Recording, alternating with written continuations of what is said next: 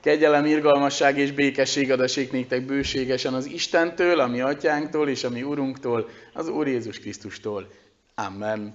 Kedves testvéreim, hallgassátok meg Istenünknek ígéjét, úgy, amint a szól hozzánk mai vasárnapon, amely íge írva található Pál apostolnak a Galatákhoz írott levele első részében, a 10. verstől a 24. versig terjedő szakaszban.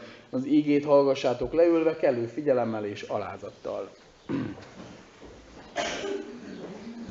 Pál apostolnak a Galatákhoz írott levele első részének 10. versétől a 24. verséig terjedő szakaszában így találjuk megírva Istenünknek hozzánk szóló szavait. Most tehát embereknek akarok kedvében járni, vagy Istennek? Vagy embereknek igyekszem tetszeni? Ha még mindig embereknek akarnék tetszeni, nem volnék Krisztus szolgája. Tudtotokra adom, testvéreim, hogy az evangélium, amelyet én hirdettem, nem embertől származik, mert én nem embertől vettem, nem is tanítottak rá, hanem Jézus Krisztus kinyilatkoztatásából kaptam. Mert hallottátok, milyen volt az én egykori magatartásom a zsidóság körében, hogy féktelenül üldöztem az Isten egyházát és pusztítottam azt. És a zsidó hithűségben sok kortársamat felülmúltam népem körében, minthogy fölöttébb buzgó rajongója voltam atyáim hagyományainak. De amikor úgy tetszett annak, aki engem anyám méhétől fogva kiválasztott, és kegyelme által elhívott, hogy kinyilatkoztassa fiát én bennem, hogy hirdessem őt a pogányok között, nem tanácskoztam testtel és vérrel. Nem is mentem fel Jeruzsálembe azokhoz, akik előttem lettek apostolokká, hanem azonnal elmentem Arábiába, aztán ismét visszatértem Damaszkuszba. Majd 3 esztendő múlva felmentem Jeruzsálembe, hogy meglátogassam Kéfást, és nála maradtam 15 napig. De az apostolok közül nem láttam más, csak Jakabot, az Úr testvérét. Amit pedig nektek írok íme, az Isten színe előtt mondom, hogy nem hazugság. Azután elmentem Szíria és Cilícia vidékére. Júdea keresztény gyülekezetei azonban személy szerint nem ismertek engem, csupán ezt hallották, aki egykor üldözött minket, most hirdeti azt a hitet, amelyet valamikor pusztított. És dicsőítették, én érettem az Istent. Amen. Eddig Istennek írott ígéje, melyet tegyen áldottá a mi Istenünk, áldja meg az ígének olvasását, hallgatását, és a mi szívünkbe való befogadását. Gyertek testvéreim, emeljük fel szívünket az Úrhoz, és imádkozzunk hozzá most a következőképpen. Mindenható Istenünk, szerető édesatyánk az Úr Jézus Krisztusban, köszönjük neked a te jó indulatodat. Köszönjük, hogy ezt a jó indulatot érezhetjük életünk minden napján. Azt, hogy te nem elpusztítani akarsz bennünket, nem azt akarod, hogy életünknek vége legyen, még csak azt sem akarod, hogy szenvedjünk, hanem azt akarod, hogy Jézus Krisztusban mi mindnyájan a tieid legyünk. Azt akarod, hogy ott élhessünk veled, és hogy ott légy a mi szívünkben, hogy tudj bennünket vezetni a jó úton, a szerinted való jó úton. Urunk, adj nekünk akaratot ahhoz, hogy elfogadjunk téged, hogy minden időben és minden helyzetben meg tudjuk vallani a mi hitünket, hogy ne kételkedjünk, hanem biztosak legyünk abban, hogy te segítesz, hogy te megváltottál bennünket, és hogy te azóta is mellettünk állsz, bármi történjék is. Jöjj most el közénk, és te áldottál ezt az alkalmat. Áldottál a te ígéd által, és áldottál a te lelked által. És add, hogy mindnyájan nyitott szívvel fogadjuk be a te szavadat, és értsük meg annak minden mondatát. Könyörögve kérünk, Urunk, add, hogy ez a világ békességben éljen. Add, hogy azok, akik hitüket akarják megélni, éljenek bárhol is a világban, azok nyugodtan és békességben tudják ezt megtenni. Ne engedd, hogy bántalmuk essen. Ne engedd, Urunk, hogy bárkit is azért bántsanak és üldözzenek, mert te benned hisz és bízik. Ha mégis így van, Urunk, adj erőt, és adj kitartást a próbatételek között, mint ahogy oly sokszor megtetted már az egyház történelme során. Urunk, jöjj most el tehát közénk, és nyisd meg a mi szívünket.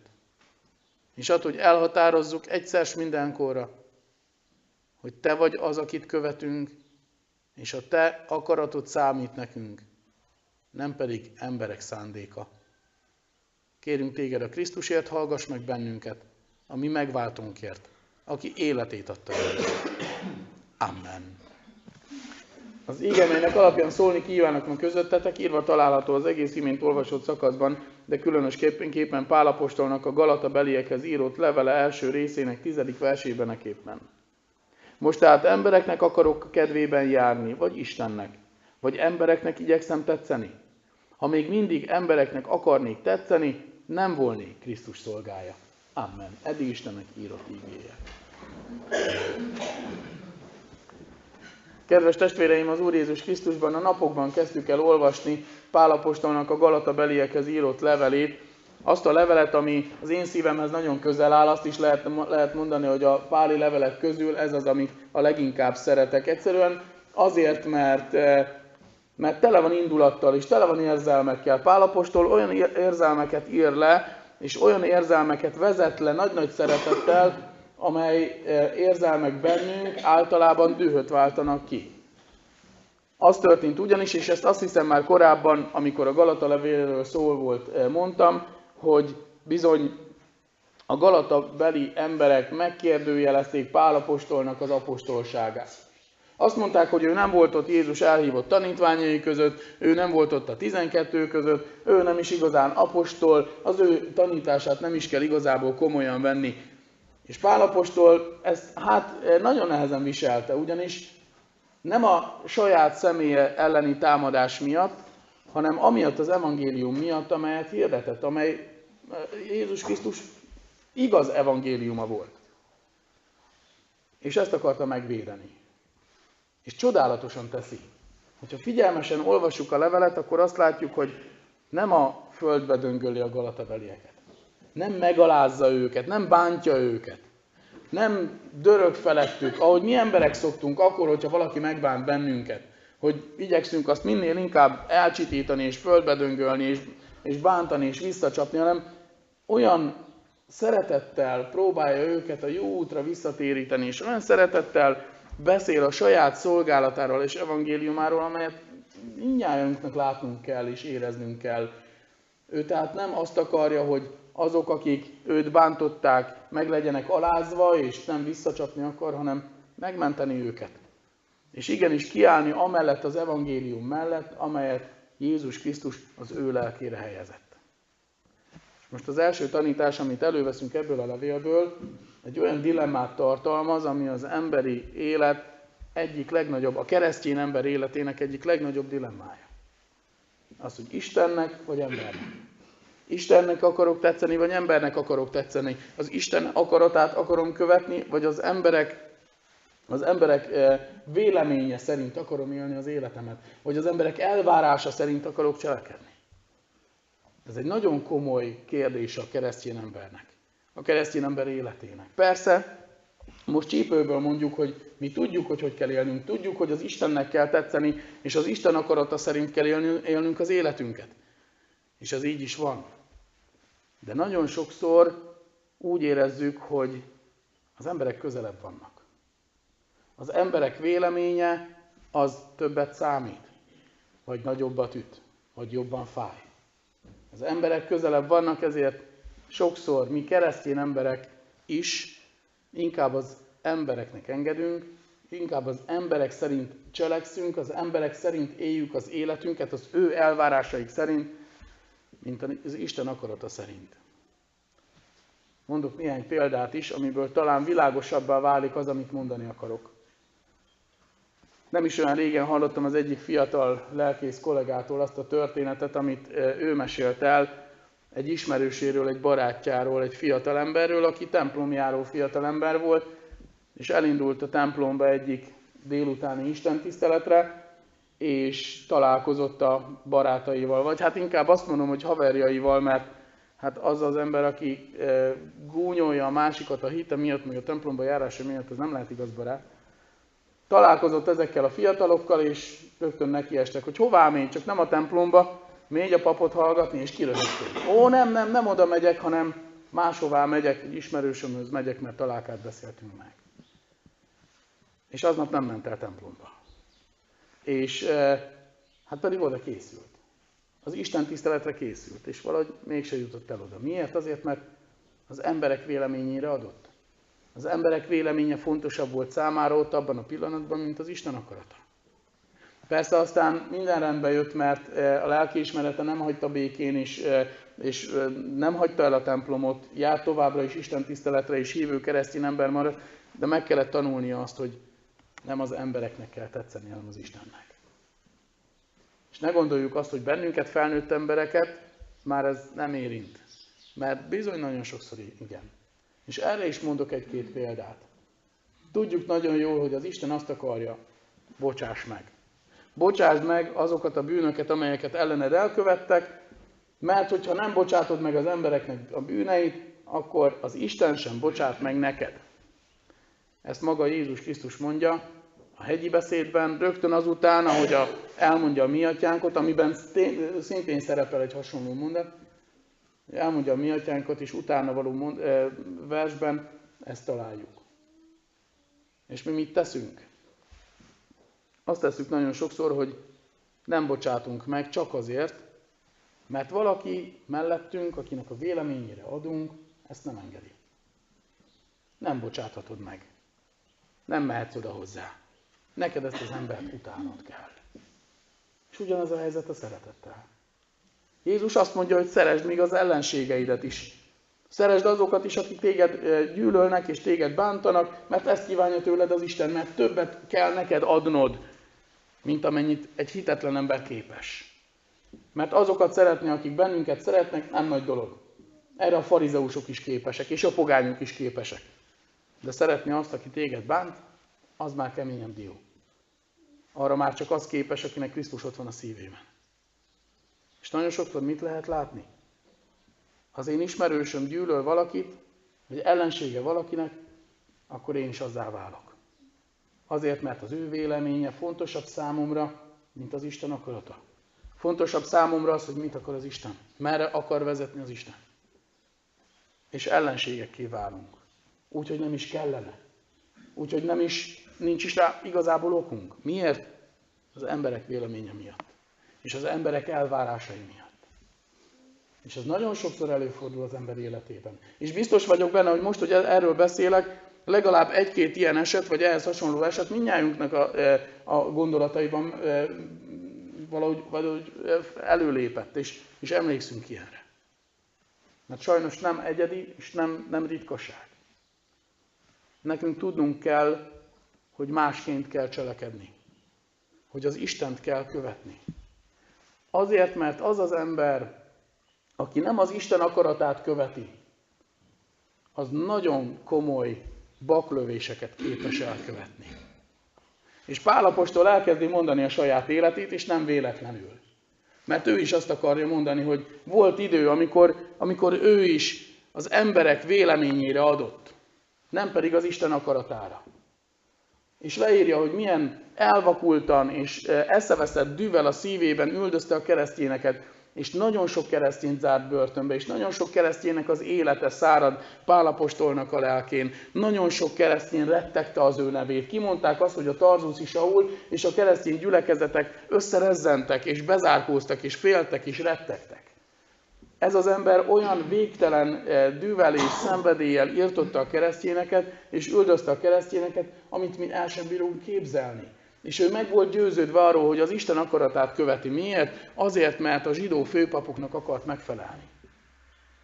Nem véletlenül ő kapta a megbízást a főpapoktól Jeruzsálemből, hogy menjen el Damaszkuszba az ottani keresztényekért, mert tudták, hogy ha rábízzák Saulra, a tarzuszi Saulra, akkor ő azt végre is fogja hajtani. Mert ő egy olyan ember, aki a mi véleményünkre ad, nem pedig az Isten akaratára.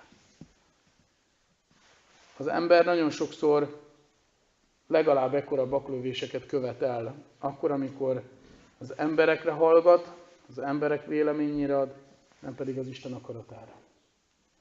Nem is olyan régen, néhány nappal ezelőtt, és gondolom nem csak hozzám jutott el ez a hír, nagyon szíven ütött egy hír. Az, hogy fegyveresek betörtek Afrikában egy iskolába, és ott minden egyes odajáró gyereket meggyilkoltak. Gyereket, tanárt, mindenkit. Ők maguk is meghaltak egy tűzharc során.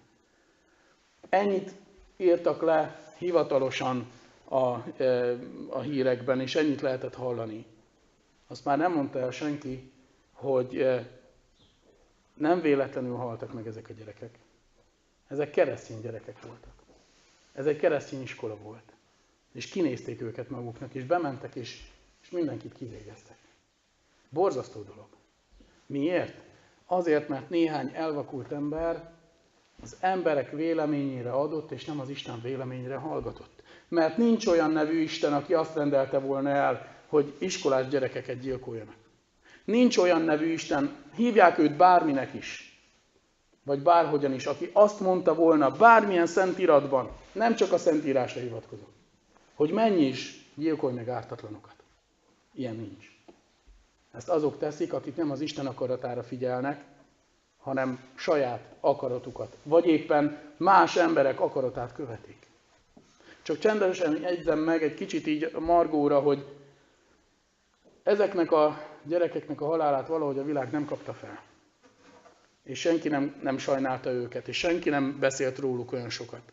Amikor néhány hónappal ezelőtt Franciaországban megöltek néhány idézőjelben újságírót, akik mocskolták az összes létező vallást ezen a világon, és erről már beszéltünk egy korábbi alkalmon, akkor az egész világ felbojdult.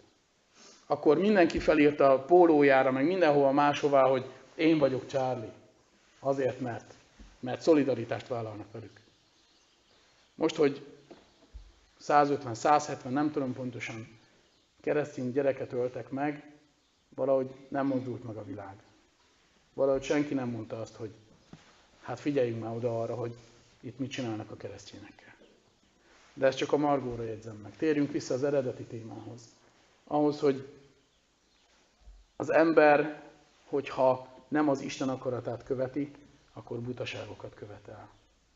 Nekünk tudnunk kell, hogy mi az Isten akarata.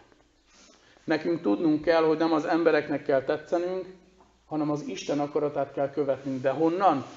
Innen.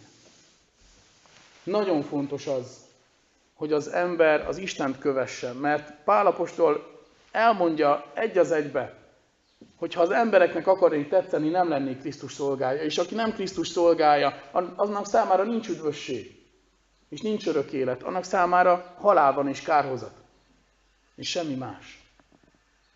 Nekünk tudnunk kell, hogy mi az Isten akarata, a Szentírásból. Minden szava azért lett elénk tárva, minden szavát azért adta nekünk az Úristen, hogy megmutassa nekünk az ő akaratát, hogy ne legyünk elvakult emberek, hogy ne gyűlöljünk feleslegesen, meg egyáltalán nem. Hogy igenis azt az akaratot kövessük, amit ő nekünk megmutat. Nem az emberekét, hanem egyedül az Istenét. Mert az emberek véleménye, az nagyon sokszor félrevezet bennünket. De az Isten igéjével is hogy vagyunk? Ez egy nagyon érdekes dolog, hogy a statisztikák világszerte azt mutatják, hogy a leggyakrabban kinyomtatott könyv, és a legnagyobb példányszámban eladott könyv a világon a Biblia. Csak sajnos az a helyzet vele, hogy az emberek megveszik, felteszik a polcra, és ott marad. Pedig, hogyha a Biblia a polcon marad, akkor az csak egy könyv a sok közül, amit olykor levesznek és leporolnak. Vagy talán még az se. Életté. Isten igéjével és Isten akaratává akkor válik számunkra, ha olvassuk, és a szívünkbe fogadjuk.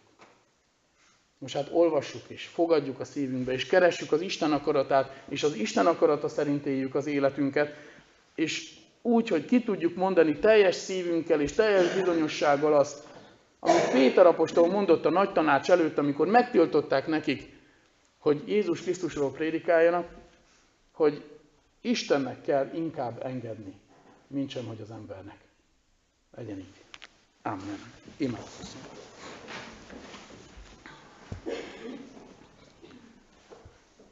Kegyelmes Istenünk, jóságos édesatyánk az Úr Jézus Krisztusban, vezess bennünket, arra kérünk.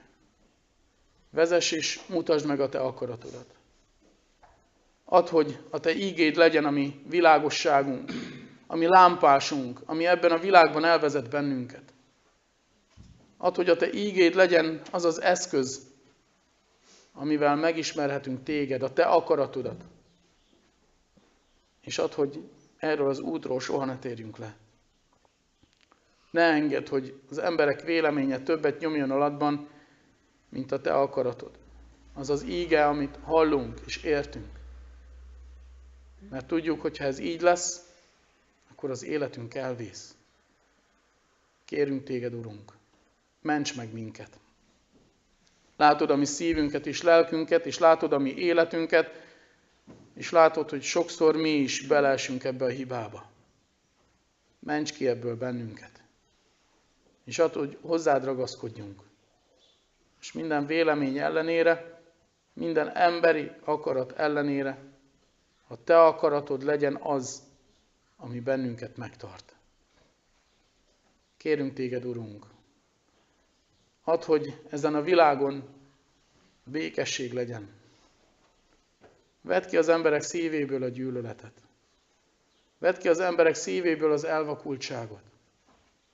És add, hogy mindenki a Te akaratodat kövesse. Mert a Te akaratod nem gyűlölet, nem megvetés és nem halál, hanem szeretet, odaszánás és élet. Ne engedd, hogy emberek halljanak meg a hitük miatt. Ne engedd, hogy mások az életükre törjenek. Csak azért, mert Krisztusra helyezték rá életüket. De ha ez mégis így lenne, adj erőt, adj kitartást, és add, hogy megálljanak a hitükben, tudván azt, hogy a Te örök országod vár azokra, akik hitben távoznak ebből a világból. Jöjj el közénk, Urunk, tedd szebbé a mi világunkat a Te szereteted által, és arra kérünk Téged, hogy kezd a mi szívünkkel. Urunk, áld meg a mi gyülekezetünket, ennek a gyülekezetnek minden tagját. Arra kérünk Téged, hogy vigyázz azokra, akik messze vannak, akik távol vannak. Add, hogy tőled soha ne legyenek távol, és mi hamarabb újra találkozhassunk. Kérünk, adj erőt azoknak, akik dolgoznak, és akik most a gyülekezetért dolgoznak. Vigyázz rájuk akkor, amikor magason, a tornyon dolgoznak, és veszélyben vannak. Te legyél az, aki mellettük állsz, és segíted őket, és vigyázol rájuk. Kérünk, Te légy az, aki vigasztalsz bennünket, ha gyászban vagyunk, gyógyítasz, ha betegek vagyunk. Te légy az, aki megtartod a mi erőnket. Te légy az, aki megtartasz bennünket önmagadnak és egymásnak. Az ő nevéért kérünk, a Krisztusért, a mi megváltónkért, aki így tanított minket imádkozni. Mi, Atyánk, ki vagy a mennyekben, szenteltessék meg Te neved. Jöjjön el a Te országod, legyen meg a Te akaratod, mint a mennyben, úgy a földön is. Ami mindennapi kenyerünket add meg nékünk ma, és bocsásd meg a mi vétkeinket, miképpen mi is megbocsátunk azoknak, akik ellenünk vétkeztek. És ne vigy minket kísértésbe, de szabadíts meg minket a gonosztól, mert Tiéd az ország, és a hatalom, és a dicsőség mindörökké. Amen. Mindezek után a mi Urunknak, az Úr Jézus Krisztusnak kegyelme, az Atyának szeretete, és a Szentlélek minden jóra vezérlő ereje legyen, és maradjon veletek. Amen.